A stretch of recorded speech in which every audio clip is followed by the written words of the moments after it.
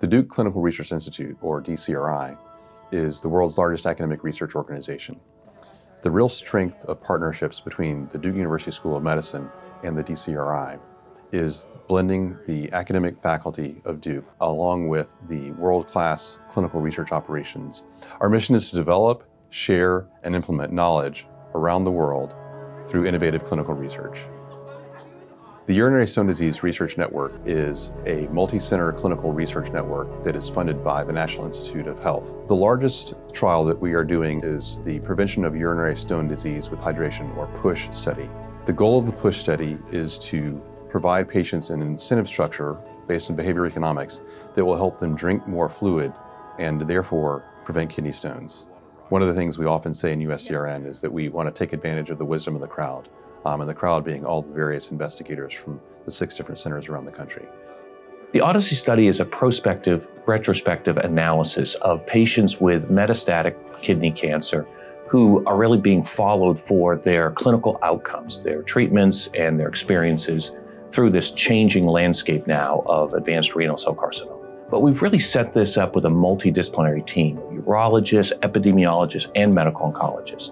It involves 12 centers around the country that are part of an infrastructure called PROCORNet that's headed out of the Duke Clinical Research Institute. DCRI uses innovative follow-up techniques such as the DCRI PRO team, otherwise known as a call center.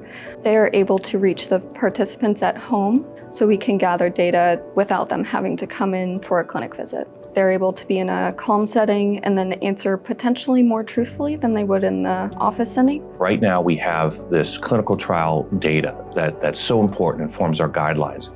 And then we have these real world outcomes that don't measure up to what our clinical trial outcomes are. And we need to understand why.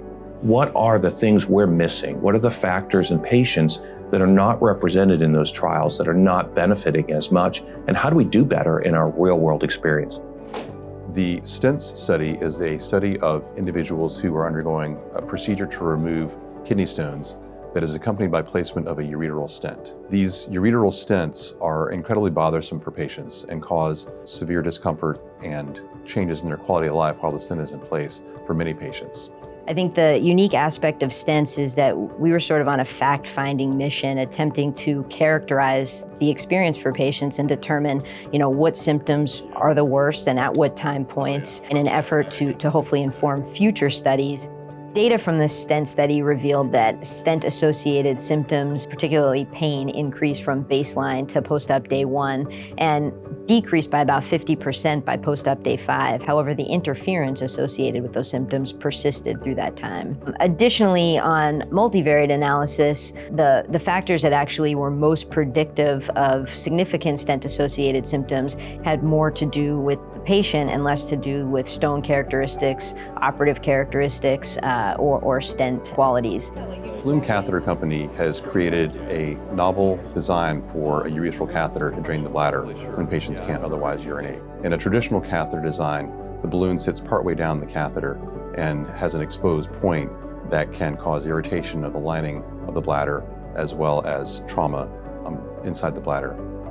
The innovation that they have created is to place the balloon of the catheter at the very tip.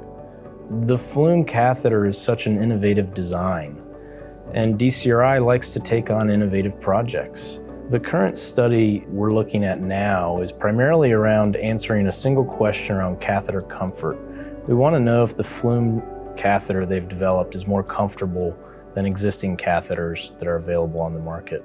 The new comfort study at Penn State is going to enroll 41 patients who have chronic indwelling urethral catheters, with the goal of being able to answer the question of, is the Flume catheter more comfortable than existing catheters? So we're going to ask some patient-reported outcomes questions at 2 time points using validated patient-reported outcome forms. I think the future of clinical research in urology is really going to need to focus on multi-center trials and multi-center clinical research to really understand how urologic conditions impact all of our patients and allow us to deliver better care and better treatments for patients with urologic conditions.